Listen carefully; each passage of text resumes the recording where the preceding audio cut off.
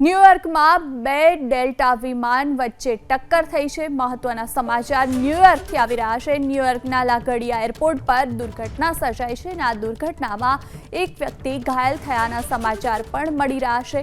ન્યૂયોર્કમાં બે ડેલ્ટા વિમાન સામસામે આવી ગયા, ત્યારબાદ ટક્કર થઈ। ન્યૂયોર્કના લાગડિયા એરપોર્ટ પરની આ દુર્ઘટના છે। આ દુર્ઘટનામાં એક વ્યક્તિ ઘાયલ થયાના સમાચાર પણ મળી રહ્યા છે। અમેરિકાનું ન્યૂયોર્ક અને ત્યાં અત્યારે મહત્વના સમાચાર એ કે બે ડેલ્ટા વિમાન વચ્ચે ટક્કર થઈ છે। સામસામે આવ્યા, અથડાયા અને આ અથડામણમાં એક વ્યક્તિને ઈજા પહોંચી છે, એક વ્યક્તિ ઘાયલ થયાના પ્રાથમિક સમાચાર મળી રહ્યા છે। ન્યૂયોર્કના લાગડિયા એરપોર્ટ પરની આ દુર્ઘટના છે। દુર્ઘટનામાં એક વ્યક્તિ ઘાયલ છે।